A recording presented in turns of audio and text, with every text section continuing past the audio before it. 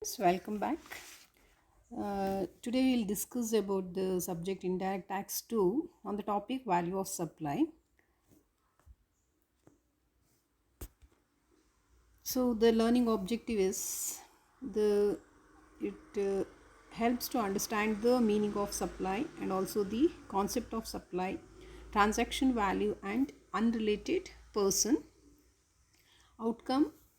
So we can understand the meaning, supply meaning, the concept and the transaction value and also the unrelated person with respect to the value of supply. Introduction.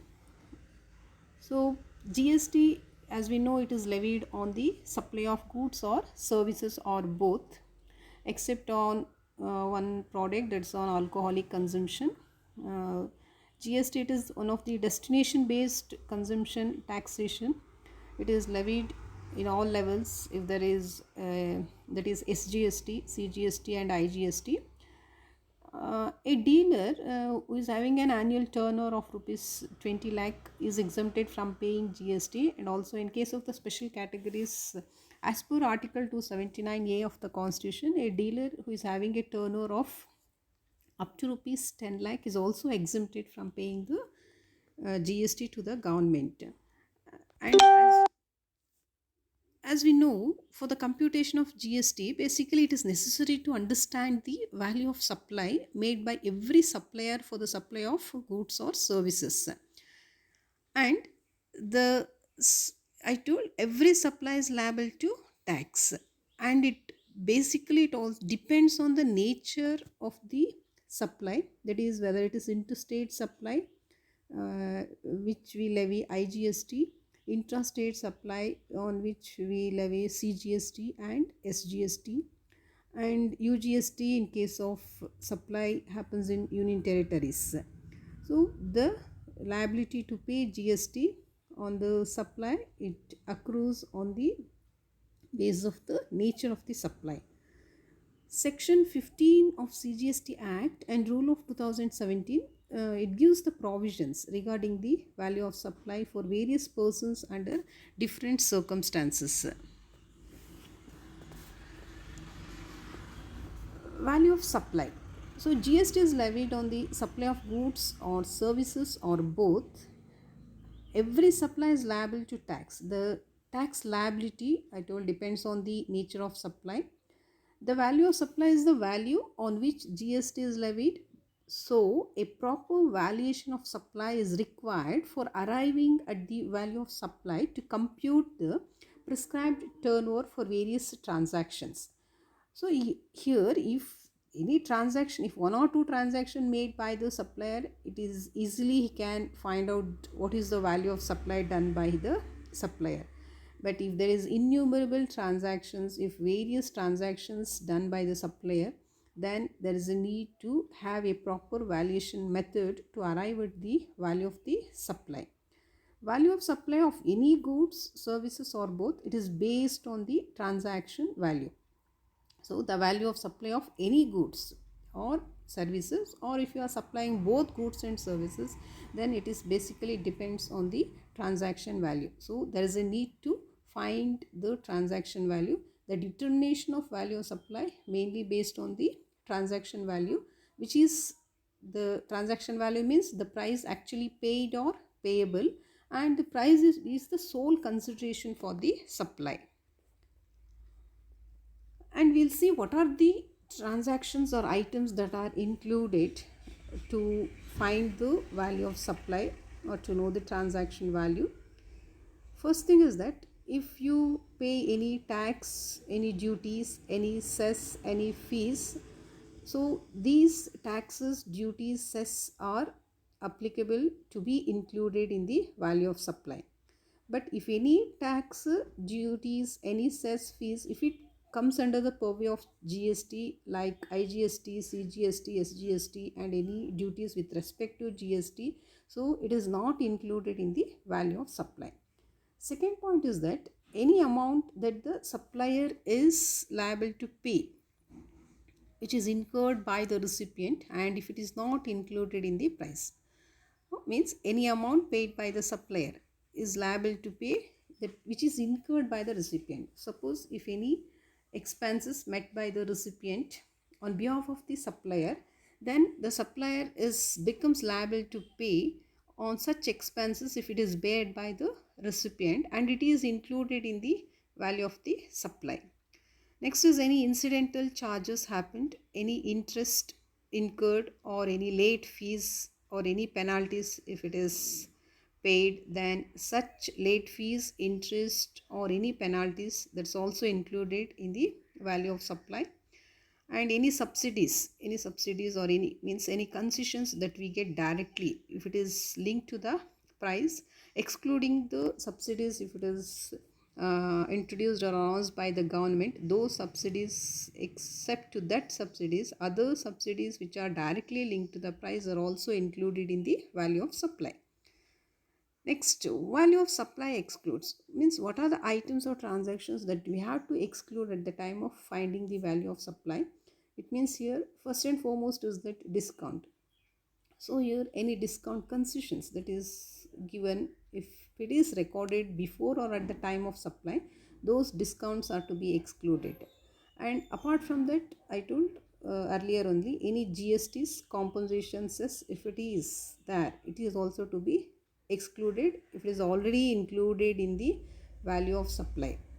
Any discounts with respect to the agreement, if any discounts is done in terms of agreement and it is directly linked to the relevant invoice, if it is directly relevant to the invoices, then those discount is also excluded. And input tax credit with respect to such discount which has been reversed, so those input tax credit is also to be excluded from the value of the supply. So I mentioned the term that is transaction value. So the value of supply determination is based on the transaction value. So we will see what is transaction value. The transaction value means the price that is actually paid or to be payable for the supply of goods or services or both, where the supplier and the recipient are not related and the price is the sole consideration. So here the main thing is that there must be the price actually paid or payable, and the recipient and the supplier, they should not be a related person. Here mainly it is given under section 15 for accepting transaction value for consideration. So condition under section 15 states the conditions for the transaction value. What are the two conditions means that here that condition states is that the price should be the sole consideration, first point, and second thing, here the supplier and the recipient is not a related person. So then we will see who are all related person. If you come to know who are all related person, then you can easily know the meaning of the unrelated person. The related person means two persons stated to be related to each other. The person shall be deemed to be a related person if, first thing is that if they are officers or directors of one another business, and secondly, they are legally recognized partners in the business. They are employer. If there is employer and employee relation, then also you can state there is an existence of related person. And any person directly or indirectly owns, controls or holds 25% or more of the voting rights. Next, together they directly or indirectly control a third person. And nextly, if they are the members of the same family, if they are related to the same family, then if you are having this kind of relationship between two persons, then we can state there is a related person. Next, we'll find the computation of value of supply. How you are going to determine the value of supply. Already I told what are the items to be included in the value of supply and excluded from the value of supply. Now we'll see the format, how we can compute the value of supply, or we can also say as a transaction value. So first and foremost is that we have to take the base as the selling price. So the selling price, what is given in the problem, so we have to take the base as the selling price. If any transaction happened between the supplier and the recipient, the selling price, I told, price is the sole consideration that we have to take as the base here. And for that we have to add the following items. So here items means which the items not included in the selling price. So here I'm telling again, items which are not included in the selling price. If it is already included in the selling price, there is no question of adding back again to arrive at the transaction value or the value of supply. But if the items are not included, then only you must go for making the adjustments. Generally, what type of transactions or expenses or items you are going to add means like selling and distribution expenses, and any expenses which is met by the recipient on behalf of the supplier. Those items or expenses is also to be added to find the value of the supply. So selling and distribution expenses, it means like advertising charges, packing charges, inspection charges, discounts for advanced payment, any materials purchased in advance, any materials supplied as I told by buyer for the free of cost, designing and development charges, any bonus, commission, incentives due, any royalties and license fees, services and selling expenses, transportation and freight charges to the place of delivery of the recipient, installation and erection charges till the place of the delivery of the recipient, insurance charges and any taxes due, import charges if it is there, loading charges, warranty expenses. So these are all some expenses that you are going to bear from when you start your selling your product, when the agreement takes place from the supplier to the recipient, and what all the expenses you are going to incur the day one from the transactions takes place, and when it started moving from the place of supplier to the recipient. So these expenses are to be added back to find the transaction value. And what are the items to be excluded? And for that you are also going to add some the subsidies which is directly linked to the selling price, and the subsidies apart from the government, it is given by the government, that subsidy is also included. And what are items excluded means main thing is that discount, if any discount given by the supplier before the supply or at the time of supply. So provided such discount has been to be duly recorded in the invoice. If it is recorded in the invoice, then only you can go for making adjustments in the transaction value.